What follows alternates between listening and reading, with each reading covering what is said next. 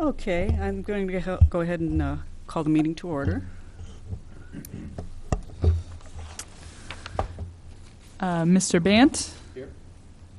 Ms. Headland? Here. Mr. Lewis? Ms. Medkovsky? Ms. Salmon? Here. Ms. Winkelmeis said she would be late. Ms. Waller? Here. Mr. Chu? Here. And we do have a quorum. Okay, very good. Okay, are there any changes to the agenda? Okay. Next, we need approval of the minutes of the previous meeting. Does anybody have any changes to suggest? If not, can I have a motion for approval? Second. 1 second. Okay. And I don't believe that we have public input today, right? Okay. We're going to move ahead then to communications, and here's some of the Urbana Arts Grants recipients' reports. First one, I guess, is Community Center for the Arts.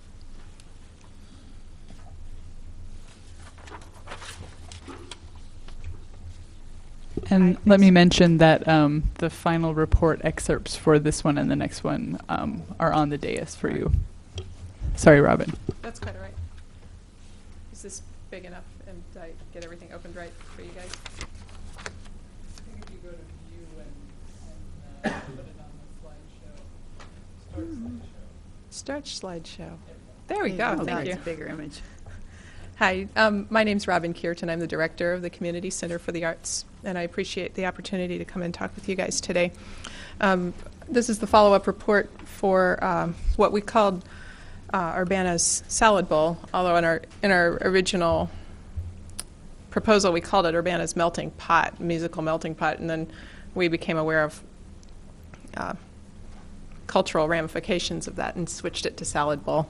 So this, I don't know how to change to the next slide. I think if you just press clip. Okay. That worked. Yeah, our proposal was for requested funding for artistic services and scholarships to our summer programs, supplies, and space rental.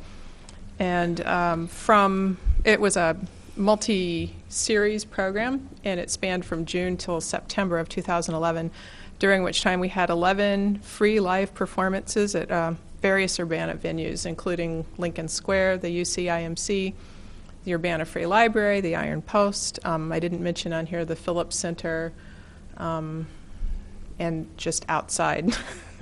And I'll just outline some of the ways that those happened. During the months of June, July, and early August, we had a series of summer camps, mostly music camps, but also including some other genres. During these, we hired local artists to teach the kids, and this is one. This was our inaugural session of the blues camp that we started. We had 2 weeks of blues camp this summer, and jazz pianist Chris Raymond and many genre guitarist Tom Foe were team teachers for two sessions of blues camp. And what was cool about this is that the kids all got together. They didn't know, well, some of them were acquainted, but they didn't all know each other at the beginning of the week, and they learned how to be a band during the week, and they performed at the Iron Post. And one of the great things that you guys would like to know about this is that the camp was so successful that we've initiated a series of blues classes on a weekly basis now, and we're just starting our second 6-week session because of the interest that was shown at this summer camp. And what's really cool about that is some of them are, a couple of the kids that are in this picture are still participating, but there's a mix of high school and adult blues musicians meeting every Saturday morning at C4A now. And so that's a nice benefit of the grant that we got from you guys. One of the other weeks we had Bodacious Summer Camp, and we do a lot of different things there, including they always like to come dig up some old Motown or classic rock thing, and this year it was My Girl, and so here are some kids singing My Girl in a children's performance at the Urbana Free Library. We partner with the Urbana Free Library often because they like their children's series is a good mix for our children's performances. It seems to work well. The Bodacious Summer Camp, we were able to provide some scholarship assistance for kids who wouldn't be able to go otherwise, thanks to the grant we got from you. We also had a dance and drama theater camp. I went to the performance and I don't truly remember what they're doing in this picture, but it was an interesting performance. It was everything from Sophocles to stuff that they made up themselves, just short scenes that they did. And you may recognize the stage as the back porch of the historic Lincoln Hotel right at the food court in Lincoln Square. And this was an open event, and it was mostly moms and dads and family members, but there were a few people who strayed by and stayed to watch. So over the course of the summer, in addition to doing live performances, we partnered with local businesses, and in total, 17 local artists were supported with our programs this summer, not to mention the kids that they were instructing. And I've shown you a couple of the genres and traditions that they represented in their performances. Also in our summer camp, it's sort of the ultimate, you're liking this picture, aren't you? I like Ben's hat. That's great. Yeah, so we get local artists who aren't part of our regular faculty together, along with some of our regular faculty members, and actually with some out-of-towners, like I said, from far-reaching places like St. Louis, Chicago, and Champaign. And you can see visual artist Lori Catarini there in the Cat Ears. She adds a visual arts component that really meshes nicely with our musical arts. On the left-hand side, you can see various fiddle players, and the guy off to the far left is he's the guy who always beats me at the State Fair Fiddle Contest. And so we have the first place bluegrass fiddler, a really awesome old-time fiddler, and an Irish specialist fiddler, all teaching our kids at summer camp, and not to mention the other really outstanding faculty. And they all work together. It's a great collaboration. Everybody brings an interesting mix to the camp, and the kids benefit. This was the flyer that we made over 10,000 copies of and distributed to schools. It was promoting the open house that we had that was the culminating event of our proposal. And it was held at the IMC. In case you don't know, C4A occupies a greater part of the second floor of the IMC building. And so it's nice to be able to collaborate with them to present performances and use their stage area, the big spaces downstairs, for workshops and performances. And we did breakout sessions in our upstairs classrooms. And what was nice about this was, actually this picture was drawn by one of the cellists in the classical string orchestra that is right here. The reason that I get to go first on the agenda today is because another program that you guys helped create is this classical string orchestra, which we've just named the Bozone. It's now up and thriving. I'd been trying to start it for a couple of years, and was really great to be able to offer a couple of the kids who wound up being key players some financial assistance to go to this camp. And now we've got a small chamber orchestra plugging away every Tuesday afternoon at C4A, and it's really, it's a good thing.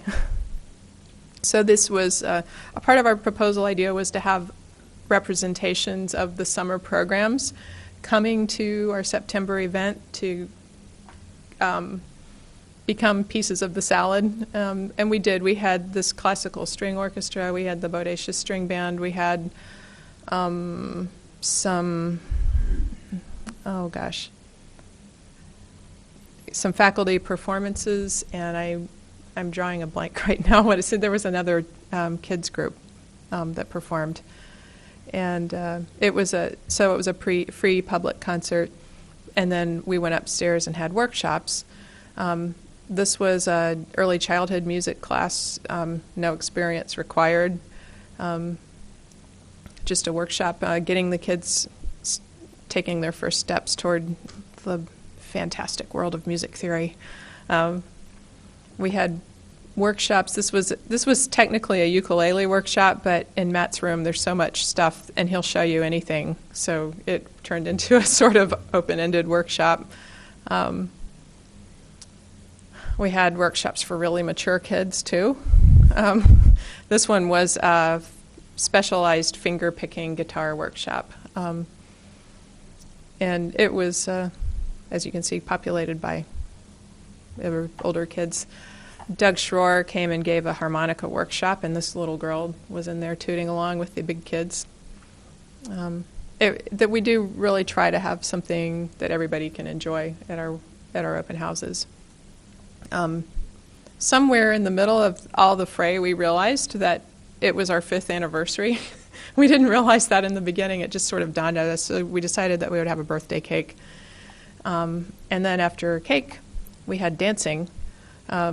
We had Don't Ask performing. Some of our faculty members perform in that band. It's a klezmer band. And Mitch Harris graciously came and led some group dancing for us. And it was a really nice time. You can see the fiddle players in the very background playing live music for it. So the dancing kind of ended the thing. And I think that I'd like to say lots of people connected with the arts as a result of our programs in a lot of different ways, whether it was just casually catching a performance or actively participating in our workshops. And I just wanted to thank you guys for helping us make it possible. And if you have any questions, I'll be happy to answer them. So can you explain how it works? So you occupy a portion of the IMC? We do. And is that like you're renting the space from them? Yes, we're tenants. So then when you said you had rental costs for your camp, is that like additional space, or did you defer your costs like with a... In this particular case, we rented the downstairs area from the IMC for the whole week, and we just negotiated a price for that space. Thank you. Anyone else? Okay. Well, thanks very much. Thank you. Thanks. Off to play Mozart. Shall I shut this down? No.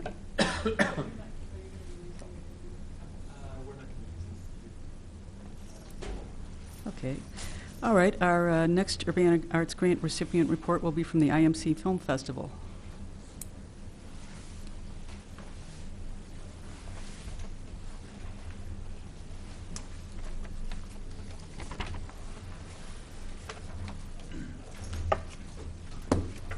If we fold that down, will that be okay?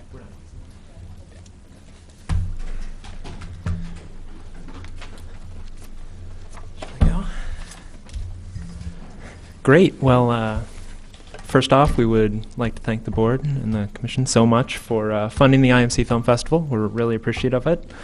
It ran from... We are the board members for the UC-IMC Film Festival, or the committee members that put the whole thing together, along with several other great community members. And I'm Chris Lukeman. And I'm Brian Dolliner. Thank you. Great. Well, the festival was held September 15th through 17th at the IMC location, and we had almost 200 people in attendance over the 3-day program. We were able to feature 35 different independent films, and we had an enormous focus on locally made content. Over 90% of the films that we showed were produced in Illinois, and if they weren't produced in Illinois, they either had significance to local issues or they were produced by people who were formerly from town. And of those 35 films, over 80% were filmed in Champaign County or had significant cast or crew members who were from Champaign County at some point in time, mostly current. The September 15th program began at 7 p.m. With a focus on student-made shorts from actually Eastern Illinois University. We had a member of our board, David Grecon, who is a professor there, teaches video making. He had some students that had some interesting things to show. And really nothing from Eastern had been publicly screened in a grouping here at any film festival in the past several years. So we thought it'd be a fun experiment to see if any Eastern alums came out. And that night was followed by a feature film called Revolting, which is a wonderful film. It was made in Danville several years ago. It has gone on to win statewide and regional awards. It's about a struggling playwright. It's very art-centric. And that was our Thursday night program. The event was a 3-day event, Thursday, Friday, Saturday event. Friday night was the documentary night, and we showed some indie media TV from up in Chicago, another short, independent short from Chicago about Chicago history and labor history. But the bulk of the night on Friday night was screening 2 films by a West Coast-based grassroots group called All of Us or None. They work with individuals who have felony convictions, and the movie is very much about all the kind of obstacles that people with felony convictions have to face. So we hosted those 2 screenings with Aaron Ammons, who locally works in town as a poet, but also as an activist working around issues affecting those with felony convictions. And Aaron was very good in bringing out a large section of the community, brought together a very diverse group, a large African-American group at our event on Friday night. There was almost 100 people there on Friday night, and it was following the film screenings, there was a lively discussion featuring one woman who herself has convictions in her past, has overcome those, has founded her own business, and now hires other local felons. I think she's an Urbana-based businesswoman as well. So it was a really unique event centered around focusing attention on what I think is a very underrepresented issue, the way in which felony convictions hold people back. And then Saturday we had a full slate of events, which Chris will give you a summary of. Yeah, Saturday our programming ran from 2 p.m. till about 11:30, 11:45 at night, with like a short break for dinner. And we had all sorts of different programming throughout the day. We started at 2 p.m. with a filmmaking workshop that was co-hosted by 2 local filmmaking organizations, the CU Film Society and Champaign County Movie Makers, that had some more experienced filmmakers come in and just kind of hold a Q&A/workshop for people who are interested in how these things are made. And we had a wide range of attendees. We had about 20 attendees, but from them we had people who had just kind of walked in the street, never done anything, to people who had done a little bit years ago and were trying to get back into it, to people who just had specific, very technical questions about kind of higher level things that we were doing. And we had some cameras out that they could use and some basic lighting. And that ran for about an hour and a half, that workshop. We followed that with some family-friendly programming, all locally made content, but it was just films that have been made in the past several years that kind of fit the family-friendly comedy or drama bill. After our dinner break, we showed Kate Brickman's recent resident of Champaign County. She's no longer with us, but she's no longer in the area. But she did a great documentary called This Is My Journey about the transitioning process for transgendered people. And it tracks 3 transgendered members of the community kind of through their daily life and told their story. And that was really well attended and really great. It's been showing in the area several times since it was locally produced. And yeah, I think it's even showing this weekend at the Indianapolis International Film Festival. But we had it first, which was nice. And following that program, we had kind of a mix of locally made science fiction, horror, comedy, some of the less family-friendly stuff, but it was all good fun. We had a lot of filmmakers come out, a lot of filmmakers networked, met others that they had never, really touched base before, saw each other's work, and got to talk about it. Yeah, we were very well advertised in the News-Gazette, Daily Illini, Buzz, several, some radio mentions, Smile Politely, had some good Facebook chatter too. But yeah. Good. About Sure, sure. Well, a film festival like this is great for the community in several different ways.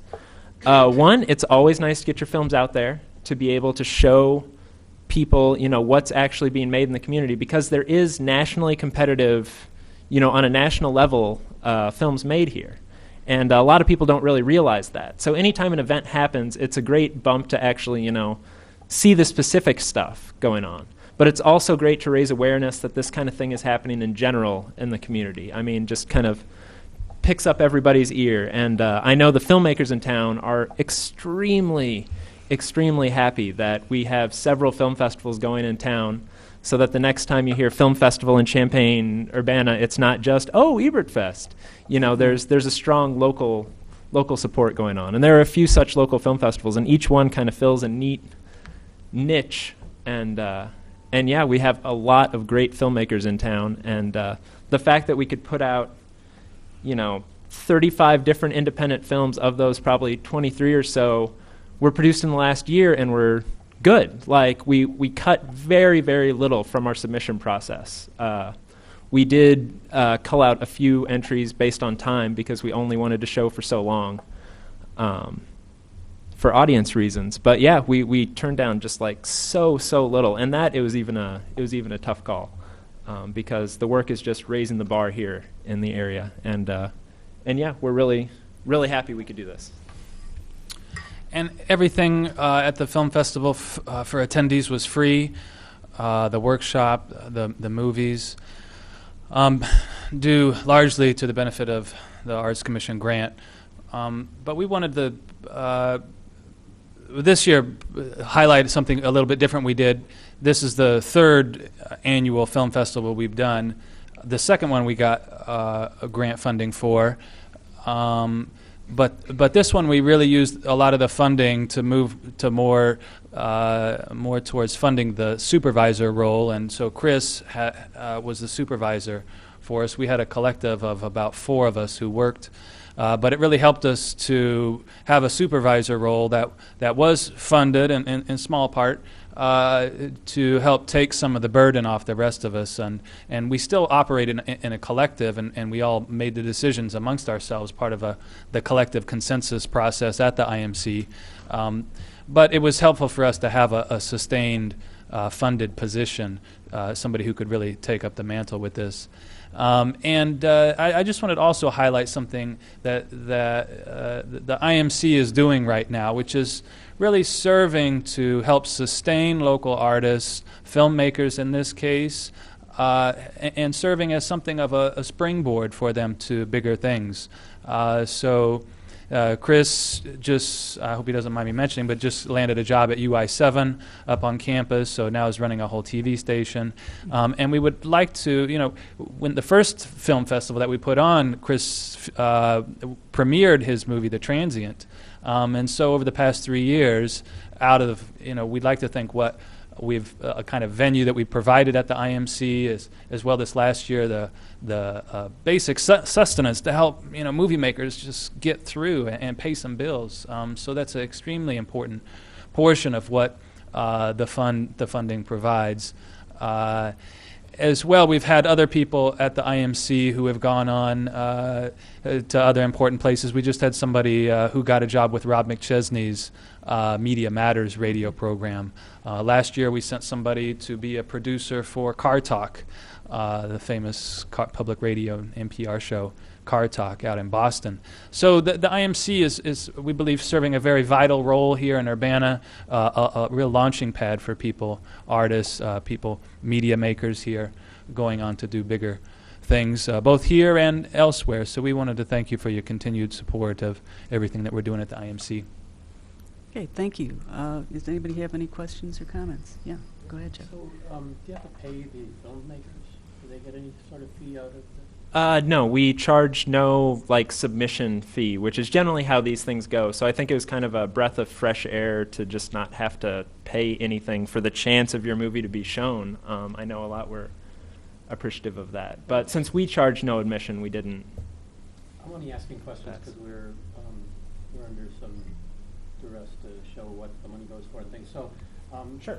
You are part of the IMC, but you have $700 went to IMC for space usage. Is that different than Robin Pearson, who was like a renter, or how does that Well, work? she pays. Robin pays the monthly rent at the IMC. We are a 501c3. We're a nonprofit organization, but we do have tenants that we rent out to. So that helps us largely pay for the building for the post office that we own, and pay our monthly bills, our mortgage. So, like C4A, additional space usage, they were using the performance space down in the first floor, the main floor. They typically rent out the second floor. The IMC Film Festival, just these few days in the year, the only time we really use the space at the IMC. And the IMC around weekends would typically put on events, musical performances, shows, brings people into the IMC who pay anywhere from $5 to $15 a head for shows. So when those shows aren't, running on a Friday, Saturday night, it makes up for the income. No, just when we first started this whole process, one of the concerns that people had in the community was there weren't enough venues, to show films, to have performances and things like that. And I'm just interested in that whole aspect of it. Yeah, so it pays for us maintaining our venue. Oh, yeah. Mhm. Okay. Thanks. Okay. Well, thanks very much. Oh, I'm sorry. You had another question. Sure. Are you finding participation from some of our local students, high school? We really aimed to try and reach out more to the high school age students. I don't think we had all the contacts in place, but we did have, I believe, 4 or 5 students out of the 20 or 23 that were at the workshop. So that was really neat. And yeah, I didn't get to really pick any of their brains, but yeah, it was. I'm glad we heard back from it. We mostly sent out to some personal contact lists of people I know who had done theater or related things in the high school community. Yeah.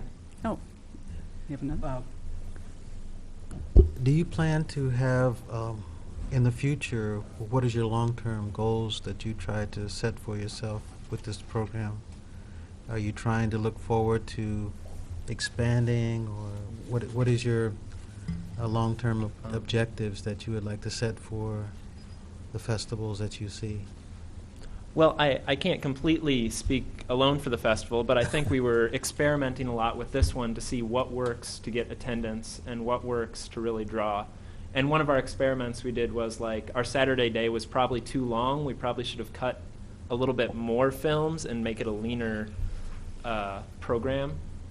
But I think we're just experimenting to try and bring a higher profile festival to the area. That's the problem when you call something annual, then you got to do it again next year. So, so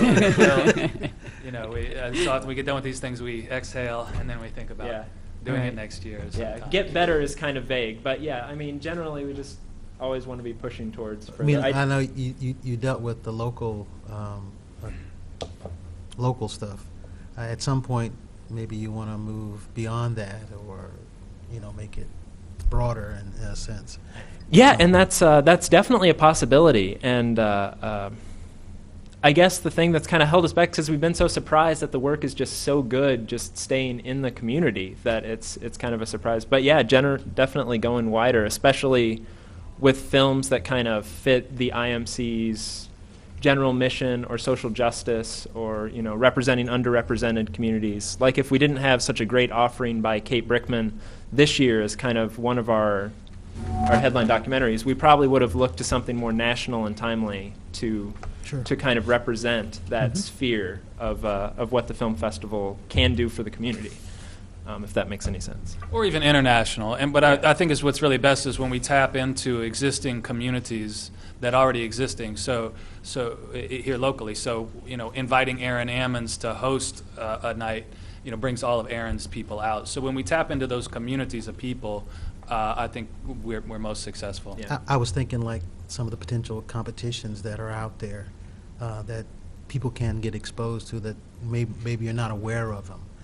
That kind of outreach to get their stuff, I don't want to say out in Europe or whatever, but eventually, yes, that could be a potential. Oh yeah, definitely. And we're always we're kind of a lower profile. I mean, there are lots of film festivals out there, and we're a little low profile. But I think what we would kind of aim to do, and we talked about this a little bit, is if there was a film that we thought would be a good fit, to reach out to that filmmaker and say, we would love to show your stuff at our festival, instead of. And we had a general call out. I think we put it out on the National Independent Media Centers board, just if you have anything related, send it in. And we didn't get too much of a response from that. It varies. 2 years ago, we had more. Yeah, definitely. From the Indie Media Network and some stuff from down in Mexico as well. So it varies year to year, depending on who submits and what comes forward. Okay. Well, thanks very much. We appreciated hearing about it. Thank you. Okay, next we're going to have the monthly progress report. All right, progress report for October. As far as the Boneyard Beautification Project, Jack Mackey is continually working with the design team to complete a schematic design and move toward final designs for the project. He'll be back in Urbana in late November and early December, so he should be at the December 13th meeting. As far as the Urbana Arts Grants Program, the 2012 grant cycle guidelines and applications were released on October 28th, and they will be due on January 10th, 2012. I've been doing several grant workshops to educate the public on the process of applying. I did one last week with 22 attendees, and I'll be doing one this week and one the next week as well. I am doing 2 at the university, and then 1 will be at the Urbana Civic Center next Tuesday, the 15th, from 6 to 8 p.m. Could you send us a note about that? Yes, I will. Then we can send it out. Yes. As far as Royer Arts and Architecture District, the dedication, the sign for the to commemorate the Champaign Courthouse has been delivered. City staff viewed the sign yesterday, as well as worked with the county officials to figure out where the placing for that will be, and it should be installed within the next 2 weeks, weather permitting. So I'm not sure what the commission would like to do as far as dedication for that sign. Yes. When we had initially talked about the installation of this sign, we had talked about trying to coordinate it with an event in August, and the timing was such that that just didn't work out. So at this point, the question is, the installation will happen in the next couple of weeks, again, as Christina mentioned, weather permitting, and there's been some discussion as to, although we can't coordinate it with that August timeline, there might still be interest in having some kind of dedication or unveiling. And frankly, Christina and I can work on putting something together, but we were just hoping to get some direction from the commission as to what type of event you'd like to see, whether that's something to happen yet this calendar year, or I think the weather is still cooperating enough where we can still have an outdoor event. Just won't stay out there too long. So we could, of course, wait until the spring, but then the sign will be there and be visible, and then we'll have a unveiling several months after it's been installed. So really, we're just looking for some direction as to what the commission would like to see. Any thoughts, Ilona? I think it would be good to do it this year, because the original idea was that we would have the sign for the 110th anniversary of the dedication of the building, which was in August. But since it couldn't happen then, we are still within that year and not so far from it. I think it would be more appropriate to have it this year for that reason.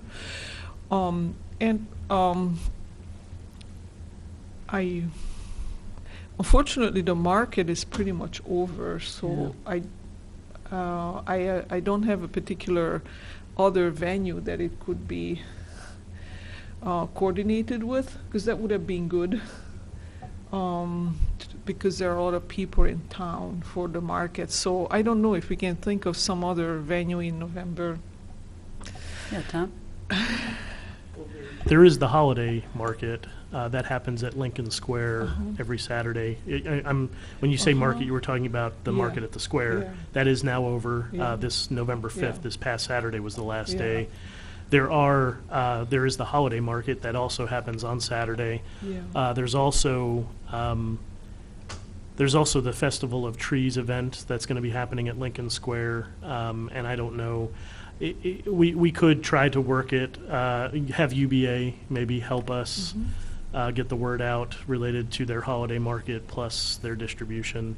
So there are still some events happening that it might be possible to coordinate with or build off of. Yeah, that would be great. I think those venues would be great, and probably on the weekend, because a lot of people come to those Right. on weekends. So it would be good to have some sort of publicity for it, so people know about the event happening. And I would say let the newspapers know about it. So perhaps we can, staff can work with the subcommittee for that, to take a look at schedules and figure out the best day, so it can occur sometime this year still. I was just going to say, having attended the past cast event recently, it was a little early in the morning, and unfortunately it wasn't the nicest weather. I would say maybe we should try in the warmer part of the day, because I don't think the sun will be so brutal by noontime. But it was pretty cold, and it drove a lot of people away from a very interesting presentation. But after a while, everybody was freezing, and they said, "I'll watch it online." That makes me think of the fact that it's the courthouse, and so there is a Lincoln exhibition in the courthouse, which ordinarily is closed on weekends because the courthouse is closed on weekends. So I am wondering, since it's for a county building, if we could perhaps ask for permission from the county to open up the building for that. I know it will involve security issues, so I don't know how well that's gonna go over, but I wonder if maybe we could ask them, because that would make it a little more adventuresome or interesting perhaps, and if the weather is bad, Right. that could bring people inside and the whole event inside instead of standing out there in snow and rain or whatever, wind. Maybe it's worth talking to the county to see if there's some significant date floating around. You never know, maybe the first time Lincoln stayed overnight or something, I mean, there might be Yeah. something to peg it on rather than Yeah. just picking a day. Yes. Even if it's just when people are trying to find something to do after Thanksgiving. They come home for Thanksgiving. Not everybody leaves town. And after you've partied and ate all day, then you try to find, at least in our family, we try to find something to do with the grandkids afterwards, and we always take them somewhere and do something. Maybe it could be tied in with Thanksgiving, although that may be overtime to get people to come and work on the weekends. yeah. But it'd be nice to have people coming to downtown Urbana. Well, we can take a look at schedules and try and propose a couple dates that make sense. Go ahead. I hope there's no issue with moving forward with installation, because we don't want to ask public. I think we want to have an event as soon as possible because of the weather. But at the same time, I wouldn't want to ask Public Works to hold up on the installation because we haven't been able to pull an event together yet. So I would like the commission to know that the sign may technically be up and visible before the actual event, but we will do some kind of hiding the sign for the event and then an official unveiling. But I don't want anyone to be disappointed when the sign goes up before we've actually had the unveiling event. So, but we'll arrange some kind of ceremony or event. We'll call it the So- official unveiling. That's right. So isn't the day after Thanksgiving this major shopping event, or supposedly? I mean, Oh, yeah. maybe if that Yeah. was possible, you want to Yeah. bring people into downtown Urbana, you don't, Santa Claus coming you to know. town. Well, I know, but I mean, if that was possible, it would help the downtown business folks feel like, we were worried about them and things. So. When does the Christmas market open? Or The first holiday market is this coming Saturday. Right. oh, So okay. there's actually no gap between the Uh-huh. ending of the city's market and the beginning of the UVA's market. So it's the 12th is the first date. And then it And- runs through December. Is it open on Thanksgiving weekend also, or? I believe it is. I believe So it that is. may Yeah, that might be a thing. good one. So that would be the Saturday, Mhm. but maybe that's a better day than the Friday after Yeah, Thanksgiving. So probably. I'd rather hang out down here. we can take a look at it. All right. Thank you. We will keep you informed. Continuing on the staff report, just other items of note. Over 70 people attended Champaign County Arts Connect Partner Up on October 13th, 2011, and a wide variety of local arts organizations were represented. And from participants, I heard a lot of feedback about future events to bring the local arts community together and encourage collaboration and awareness. We had our final Art at the Market workshop, natural paint postcards with Jessica Roberts on October 29th, and had about 80 participants. And staff is working with the director of the Market at the Square to plan the dates for our next season's Art at the Market workshops. The new episode for November's Art Now is an interview with artist Ann Coddington-Rass. Will Arnold's show, which is our current Artist of the Corridor show, has been covered in articles in the News Gazette and Smile Politely. The show is called It's Not Those Things, and in it he follows the experience of an Urbana family that faced foreclosure. So that will be up through the end of the month, and I encourage you to take a look at it. I also attended 2 conferences in Chicago. In mid-October, the Alliance for Artist Communities annual conference, as well as the Alliance for Independent Art Organizers. And there are a lot of really interesting ideas at both of those. Some highlights would include artist residency within a hotel in Milwaukee. Also, a downtown artist residency in a former thrift shop in Greensboro, North Carolina, which is kind of spearheading renewal efforts in their downtown. And I also had a chance to connect with someone who works in Philadelphia's public art program. So it was a really educational experience for me. Last thing, I had a chance to meet with staff and Urbana Parks District staff today about Martin Luther King Park project planning. And so we'll be working on having a meeting of that subcommittee, which is Robert Lewis, and our new commissioner, Ginny Waller, will also be serving on that committee. So we'll be getting a meeting together for that. And I'd also like to welcome our newest Public Arts Commissioner, Greg Chu. And Greg also served on the task force that preceded the Public Arts Commission being created. So welcome, Greg. Welcome. Yay. Oh, Tom? Go ahead. I just wanted to mention, congratulate Christina, that the 2 events that she attended in Chicago, those were funded by scholarship through the Illinois Arts Council. So congratulations to Christina for receiving those scholarships. Very good. Okay. Next, we move to old business, and it would be primarily the long-range planning exercise.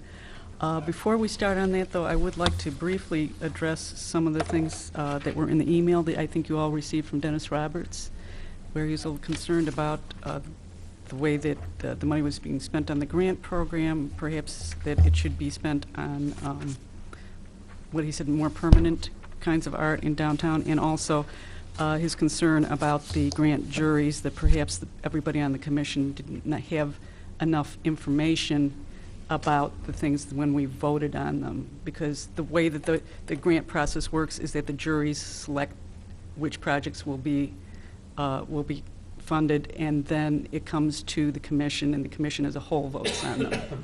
But pretty much so far it's been that the commission has approved all projects that the juries have okayed. So those were his concerns.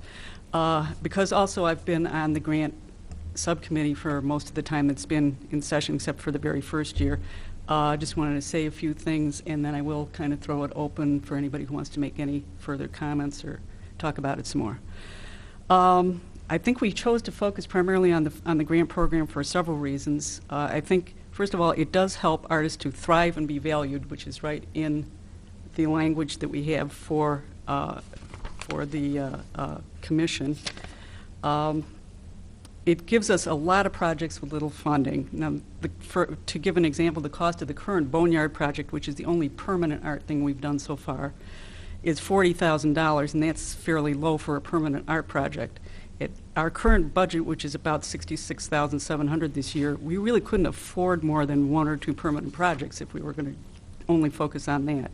But with the grants, we have actually been able to support 61 projects over the last 3 years. I think also this gives us art across many different media, not just visual art. Obviously, especially those of you who have been on the commission for a while, you've seen all the different kinds of things we've had. We've had literature, we've had dance, we've had music, all different forms of art. And we've also kind of been able to hit all different ages, too. We've been able to hit teens, we've been able to hit seniors, we've been able to hit just about everybody else in between. I also think it allows us to share many kinds of art with Urbana citizens, as every project has to be offered to the public free of charge. So that means anybody who wants to participate in these can. And one of our charges is to encourage public participation in local events and programs. We've also helped to start up several new festivals, like the Roots Festival and the Children's Festival at the IMC, and literally thousands of Urbana citizens have gone through our events. To me, this all kind of feeds into a bigger idea, which is I think that we want to be trying to build up the reputation of Urbana as a place to look at and engage in art. I think the grants program, by including the selected artists from both outside and inside the community, is kind of making the wider art community aware of us, and that this is, in fact, a good place to go, and that where people will welcome art. I also think that this is our kind of unique contribution to Champaign-Urbana Arts, because there are a lot of, as you know, Christina was just saying, there are a lot of different arts organizations in this community, and I think the grants sort of bring something unique that nobody else is doing right now. I do think that one of the things, I'm also on the fundraising committee, and I think one of the things we want to do with the 5-year plan is to sort of use it as a starting point for our fundraising efforts. And it is possible that when we have more money, we can expand things like perhaps the amount of sculpture that we have in town, other things like that. But I think we also want to try to be responsive to the community as a whole and what their needs are. I think some of the things we've talked about on this commission are things like offering programs for local schools that will encourage art, and also having more visual art in the downtown area. So that's pretty much what I'd want to say about the grant program. I think as far as the choices made by the grant juries, I think, first of all, I did some research before we decided some of these things, and most cities that administer grants are using juries. For now, the way it works is that 2 commission members serve on 2 separate juries. We always have 2 juries each cycle, and a different commissioner serves each time, so it's not that the same person is always there. I think we all eventually get a chance to be on a jury and see how it works. The other jury members are all from the Champaign-Urbana area, and they are experts usually in their field of art. That said, I know that not everybody's going to agree on every choice that our juries make. Art is subjective. We can't always, not everybody is going to agree on those things. But I think the reason we have a jury is because we can have knowledgeable artists assess the quality of the work and use their best judgment on this. And for anybody who has not been on a jury yet, let me assure you, it takes a lot of hours of review of the materials, because you don't see all the materials that were rejected when it actually comes to us. A lot of those just have to be gone through and determined. And also, even the discussion among the jury members is really enlightening. I was so surprised. I've been through the process, and I came in with a certain set of ideas, and by the time we all talked about it and our ideas about art, a lot of my ideas changed, and I voted for different things than I would have originally. So it's really, I think it's a good process, it's a long process, it is very involved and very time-consuming. So I think that's another reason why maybe it's better to have a small jury rather than have everyone in the commission look at it. But again, you know, I'd like to open it if anybody has a different opinion or wants to add anything. So, Well, as on a jury myself, not in this particular application, but in other situations, the smaller one is better. Because if you get a bunch of artists together and they started dealing with very subjects, it gets to be very testy at times. It can get that way. And I've sit on juries with professors in art and designers and all that, and it can be a long, long day. And and I think that your assessment is very accurate in terms of the smaller the group, the better. Because if you got a broader spectrum, you pick good people in a small group, and you will come to a consensus. And I've only had one occasion where there was I'll call him a hard-nosed artist in there that really stuck to the guns, okay?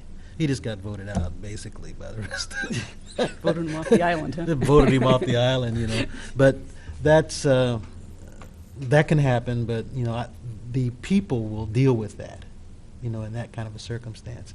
So I think the smaller group in your assessment is very accurate. Jeff, you mind? So I don't think we should look at individual projects. I think that's ridiculous. Yeah.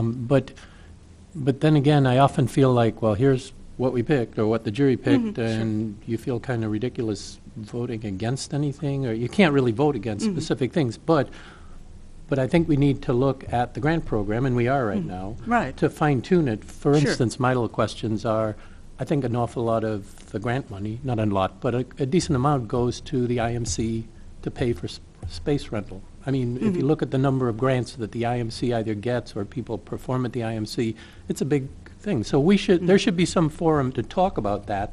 Okay. Because some people could criticize us and saying we're supporting the IMC at Sure. the expense of others. So as long as those things are available that we can analyze them, or for instance, we're talking about perhaps segmenting some of the grants to the schools because Yeah, the we've school already been deadlines don't. considering that, You know, yeah. so as long as we can do those kind of things, I think we Right. should keep hands off the actual content of the arts. as a Okay, group. sure, that makes good sense. Anybody else? I'd say that I can offer a perspective as someone who's been both outside of the jury and here, you're receiving the jury's recommendations from that commission person who sat on it. And then I also had the experience of being one of the commission members on the jury and representing that work back to the commission. And so in the first instance, I felt adequately informed as a commissioner on the work of the jury, and I supported their work and their decision. And I think that we have opportunities for any member of this commission to speak either, you know, in the context of a meeting or separately to our chair or to our to Christina to say we don't feel adequately represented. And I'm not aware of that having happened yet, but I think we could certainly make a call just to double check and be sure that everyone's feeling adequately represented on the commission. And I bet that we'll probably find that they are. In terms of the content of Councilman Roberts' offering to us for this meeting, I think there are two really salient points. Okay. One is just that he wanted to make sure the Art Commission members had adequate input. So I think we have a process for ensuring that and double checking just to be sure that our perception is correct about that. His second salient point I saw as he was presenting a contrast between his preference for objects that are permanent versus ephemeral, not long-lasting, and his preference for objects that are physical objects versus community events or performances or some sort of collaborative activity in the community. And those two observations speak to criteria for the grants. And we have an established set of criteria for awarding money to these grants. Those are codified. The juries are faithful to those. Commission members from our group sit on those juries to be sure that the jurors are faithful to those criteria. And I think that if we were to re-examine those criteria for any reason, we would need more than an opinion offered from one person as to their preference for permanent versus ephemeral. I mean, if it's a preference issue, then I think our criteria address those. And maybe we could direct Councilman Roberts to look at those criteria and think about whether he would recommend some official process for changing them. But at the moment, I think that we need to be careful to distinguish sort of statements of preference from the community, whether they be from councilmen or councilwomen or just people in the community, because our job is to serve them all equally. And I think that there are many grant projects that we will fund that will be well received by the community, and any single one of those could also be critiqued by any community member. And that single critique doesn't necessarily mean that we should go back and change our process or our codified criteria. I think it's enough for us to be sure that his concern that we're represented adequately is assured, that we have adequate representation. And I think if we have any additional reason to question whether the criteria are serving us well, then absolutely we could go and look back at those criteria and use our established process for changing those criteria. But at the moment, I don't think that there's a real reason to be questioning the criteria themselves. Thank you. Okay, if there, oh, did you, I'm sorry. Yeah. I would like to talk about the issue of permanent and non-permanent art in the community. I agree with Dennis Roberts about the necessity for create permanent projects in town and not be entirely devoted to non-permanent art forms. And I think I can most simply express this by saying, so in the last 3 years we have spent so much money, over $100,000 on the public art program. Is there anything in this town permanent and visual that we can point to that this was supported by? And I am really actually talking about downtown. It seems that no money for any permanent installment has gone from this money into downtown, which I think is a big mistake, because if people come here, visitors come here, that's the only place people will go to. They're not going to go out to Philo Road for this or that, but come here. We have some installments of sculptures on Philo Road, but to my knowledge, that those are the only permanent installments that were funded from. Those are actually not permanent. Not temporary. Well, They're yes. on a 2-year lease, as are the yeah. sculptures that are in Yes. downtown Urbana. Yeah, I understand that. So I think it would actually, be. and we do actually have 2 sculptures in downtown Urbana, too. We have one at the library and the one that's by Iron Post. Right. Yeah, that's true. Yeah. Yes. So I would like to see some of the money at least spent on permanent installments. In last year's or the previous year's, I guess, 5-year plan, we also had an item, the art center. We were talking about the creation of an art center. That sort of fell off the list completely. Well, So- we haven't completed talking about Yeah. the 5-year plan yet. If anyone has ideas like the Art Center, whatever, they're free to bring them up right now. This is I just actually wanted to just talk Yeah. this through so we had discussed it and then continue with Yeah. our planning. And that's completely open. If you want to suggest doing an art center, that's great. If you want to suggest we should have a sculpture program, we can do that. Yeah. And then it'll all be weighed by everyone on the commission. So basically what I'm saying is then I wouldn't straight reject his points. I think he has good points, and I Mhm. personally would like to see a lot more permanent installments in downtown that we can point to, that the public art finance this project and not have everything disappear as soon the day after it has Okay, been well, I done. think Marianne wants to say something.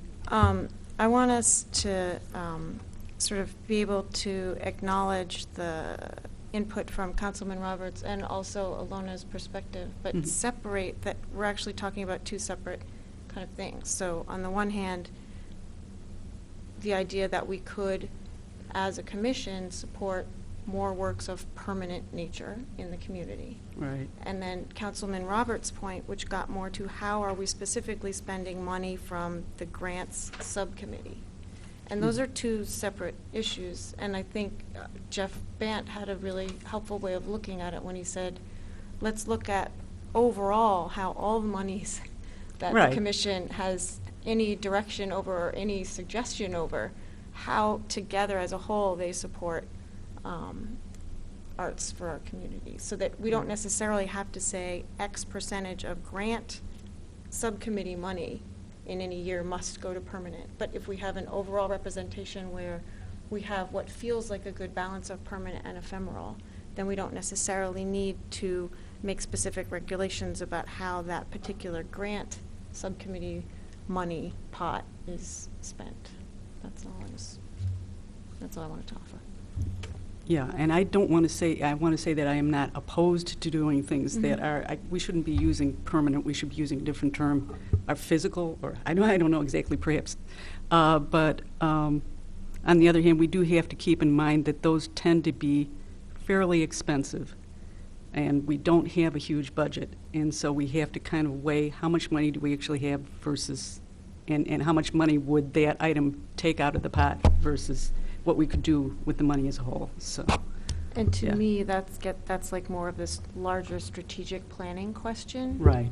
As opposed to the, what do we do to control the expenditure of that small pot of grant Right. money? Yeah. Could I Yeah, comment? go ahead. A couple things that come to mind, and I think it's important to realize as this commission was developed,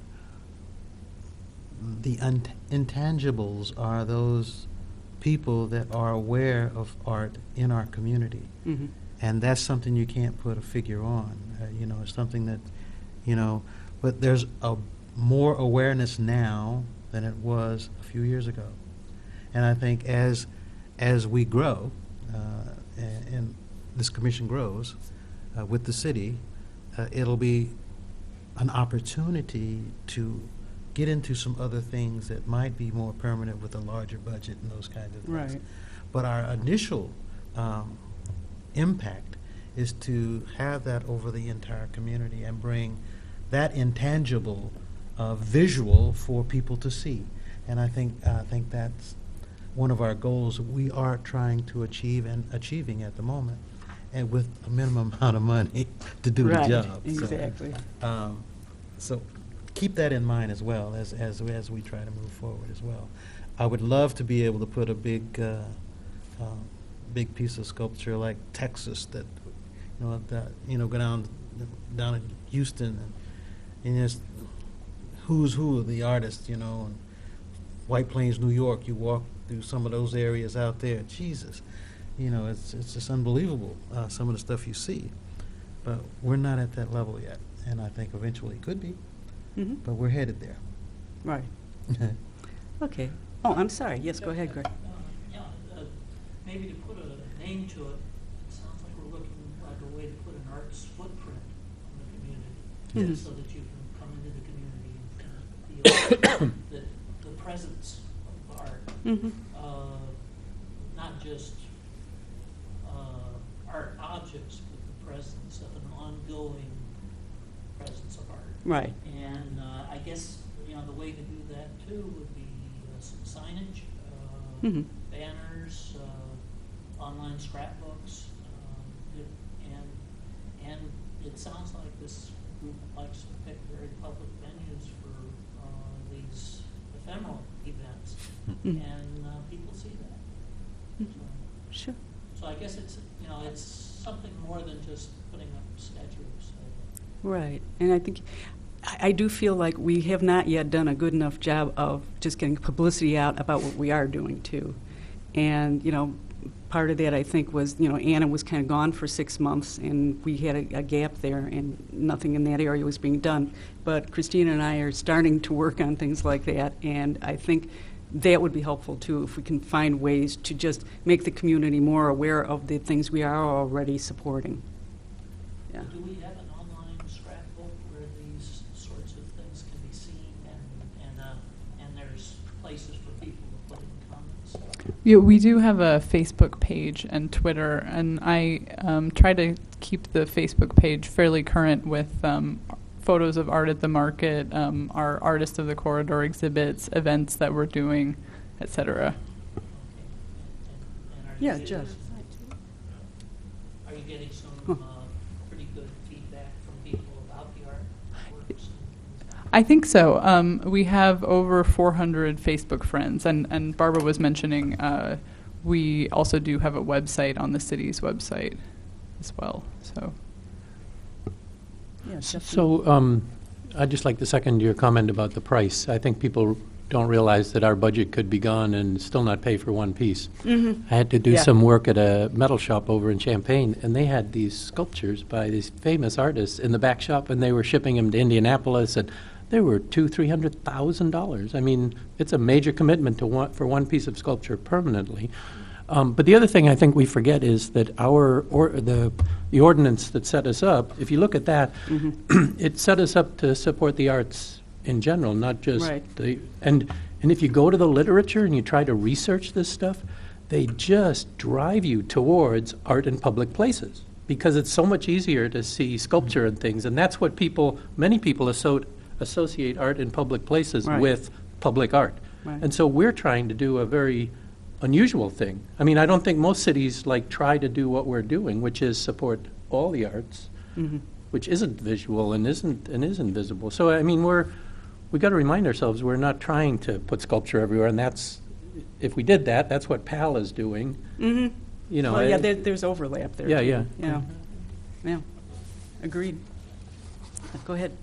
Can I just suggest that for the future strategic planning exercises that we have as a group, maybe we could add as a question for ourselves the footprint question. I really like that description of it. Sounds good. And maybe we could think about, are we putting too much weight on the ball of the foot as opposed to the heel of the foot? Right. And where is the sort of sculpture and permanence versus the ephemeral, temporary Right. kind of thing inside of that footprint? That'd be a nice way for us to think about it going forward. I see Yeah, this that's as a a real question we can use opportunity. to weigh things. Yeah. We're wearing tennis shoes or going barefoot. I'm just kidding. Okay, with that, we should probably move along to talking about what we actually want to do. So, Christina, I think you're going to lead that. All right. So at the October meeting, the commission began initial brainstorming for long-range planning. And if you take a look at the memo on that process, we came up with several sets of questions as well as a list of ideas and key values. So Marianne Winkelmeis posed a couple of questions, and we'll also add the what is our artistic footprint to that list. But it included who else works towards these goals, what current projects do we have that address these goals, how on target are these goals in terms of the duties outlined in the ordinance, what are reasonable short-term, mid-term, and long-term goals, and are proposed and current programs sustainable considering resources, financial, et cetera, to maintain programs.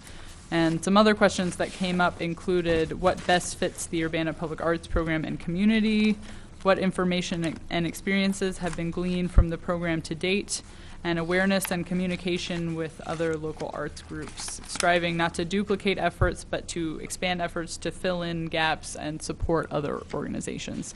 So I'll go to the list of key values in a minute, but just in terms of moving this process forward, I included several other arts plans in the memo.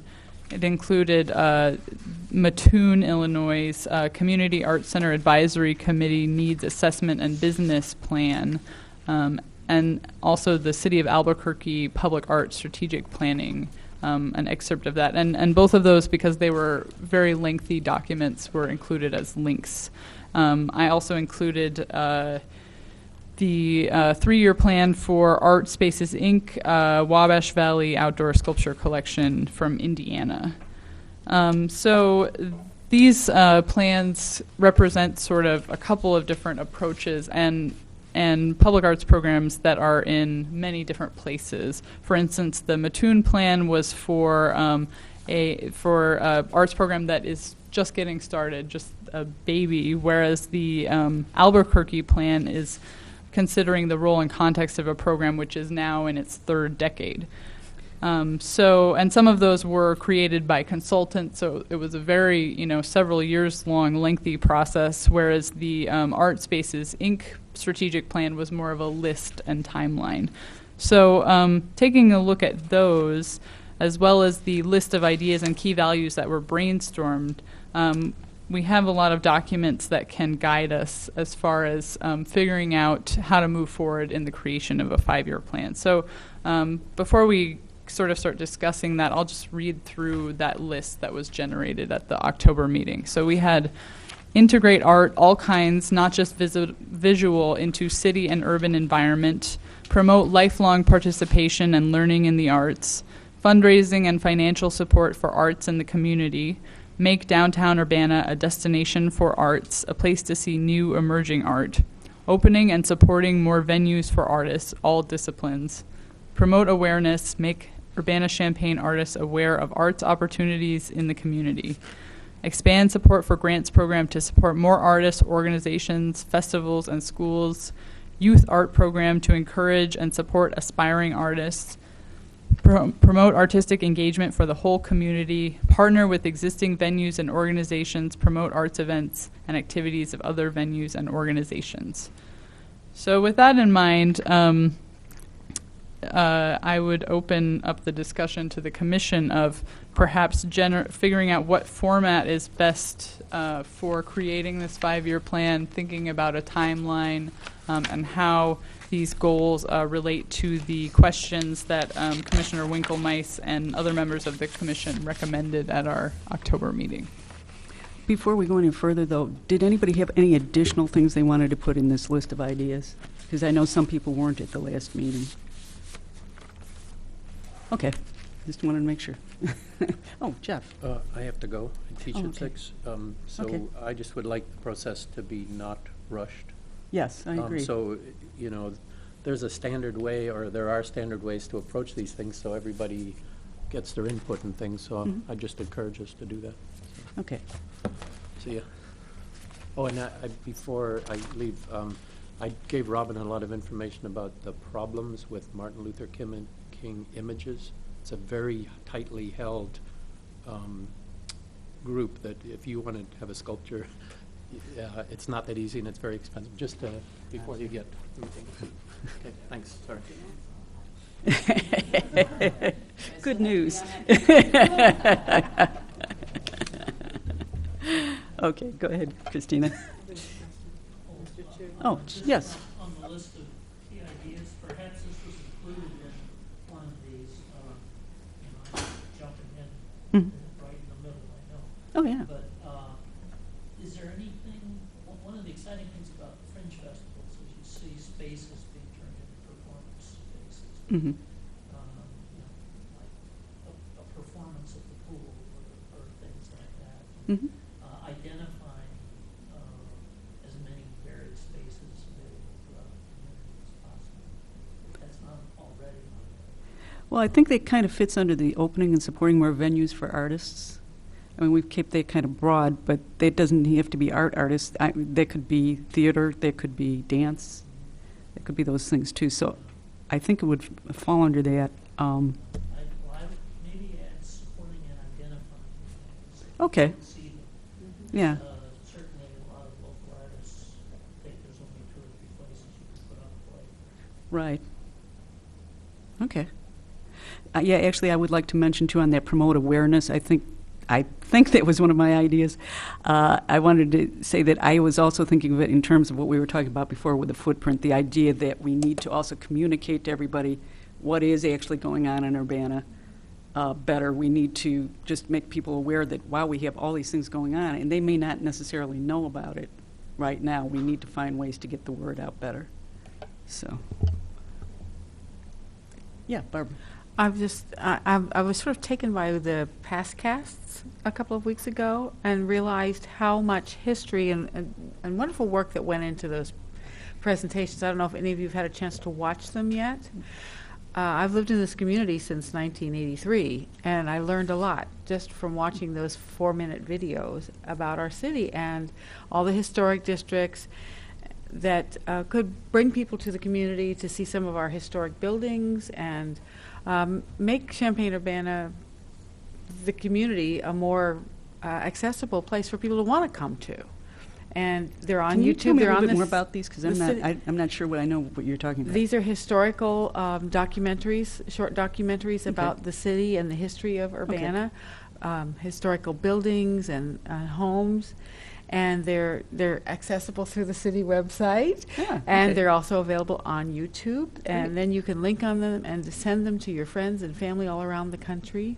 Okay. And things like that we can do to promote the city of Urbana and make it all things Urbana, that people would want to come here and be a part of this community or just spend time, what little free time they might have, Right. and disposable income. Right. So. Yeah, I think that's a good idea. Well, anyway.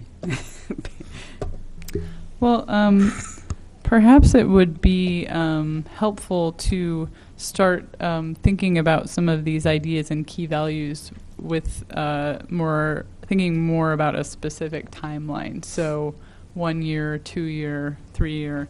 For instance, if you refer to attachment C, which is the Art Spaces Inc. 3-year plan, under their goals, they outline things, year 1, year 2, year 3.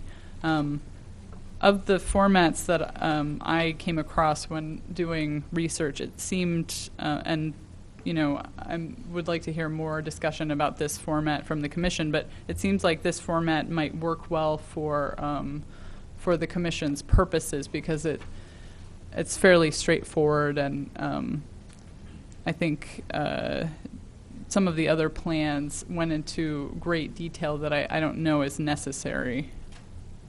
So you're talking about the art spaces one? Yes, that's correct. So I'm not sure what everyone's thoughts are on that.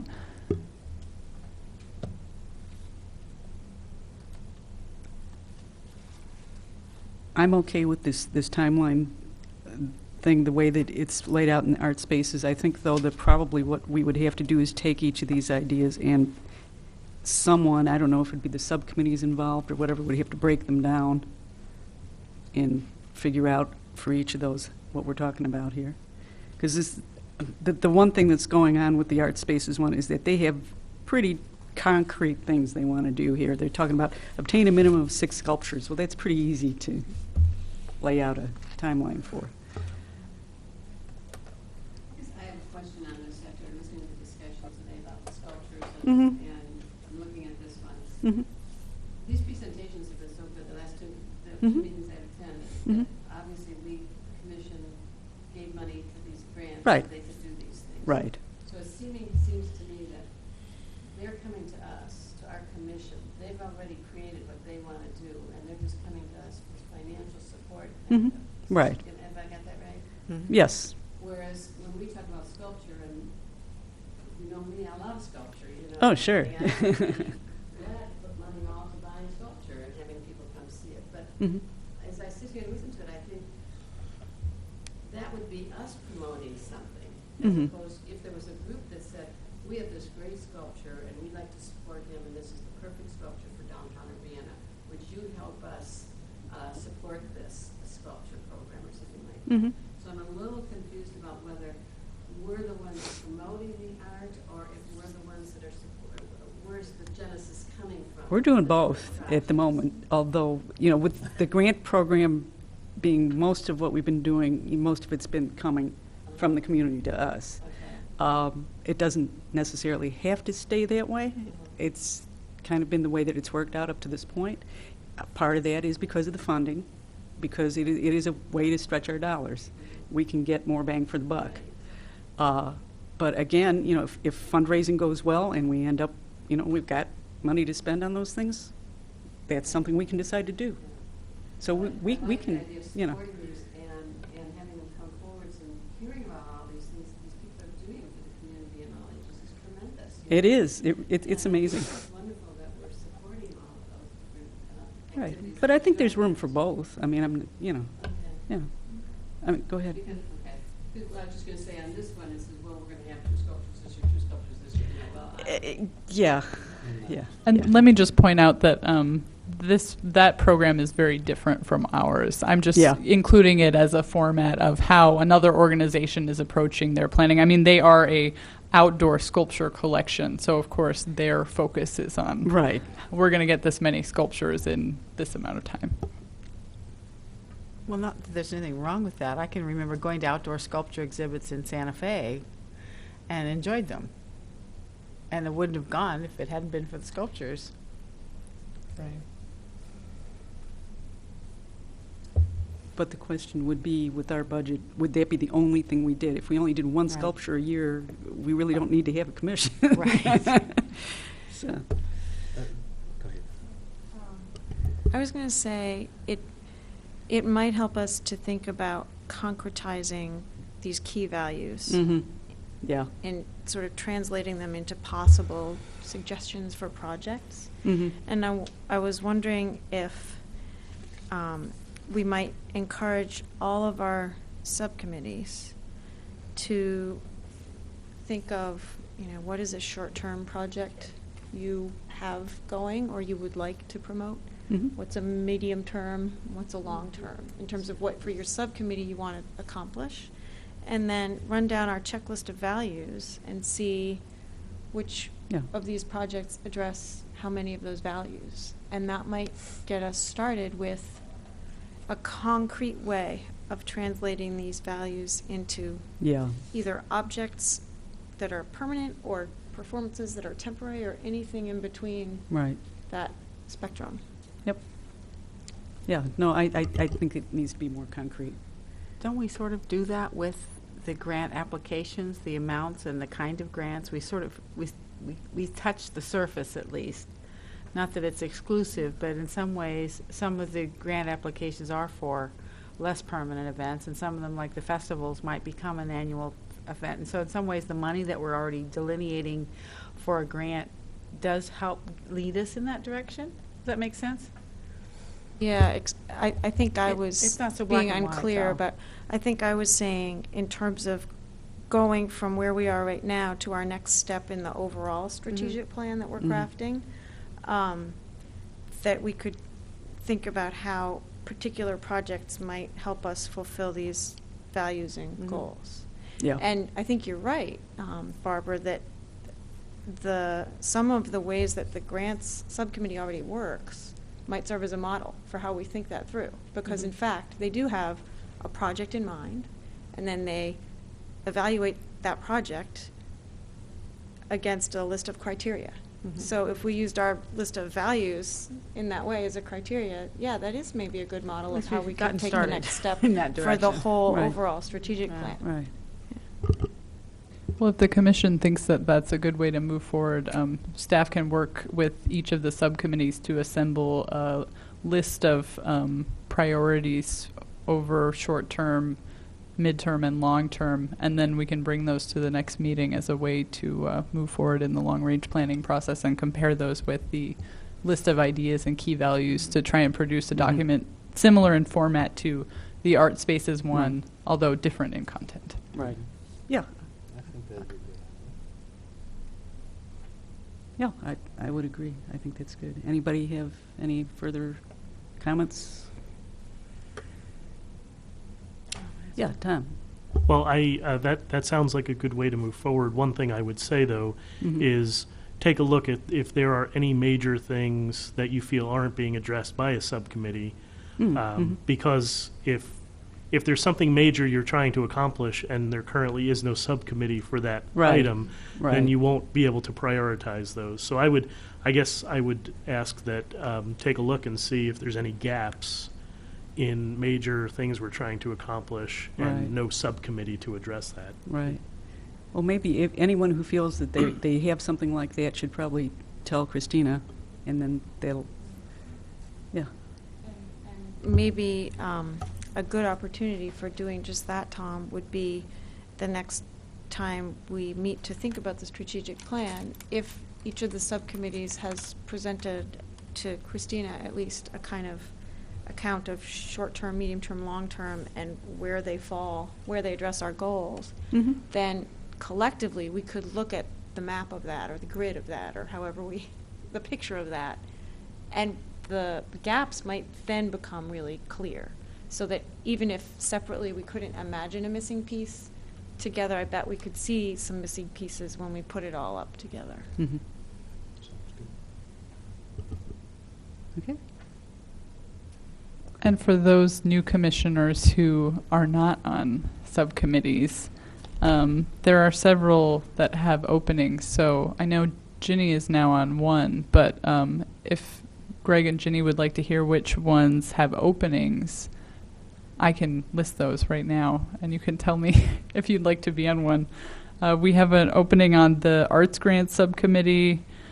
We have one on the Art at the Market Subcommittee, the Royer Arts and Architecture, and the UPTV one, which produces Art Now, which Right. is the I'll be interview happy with to tell you artists. how to do it. So you can tell me now. You can think about it more. If you'd like more information, just let me know. I'll get back to you right away. In a less mighty public way. Sure.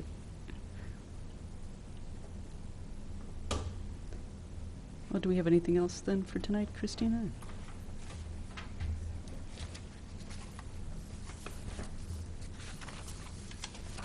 Okay. In that case, do we have any announcements? I'll just announce that I am doing a grant workshop at the university tomorrow at noon, and it will be at the School of Music. And I will double check on the room and send you an email and let you know. Music Building Auditorium. I'm not sure. And then the other one will be on Tuesday at the Urbana Civic Center from 6 to 8 p.m., Tuesday the 15th. Say that last part again. The Civic Center, what time? Civic Center, 6 to 8 p.m., Tuesday the 15th. Thank you. Okay. I guess if someone could make a motion to adjourn then. So moved. Second. We're done. Thank you.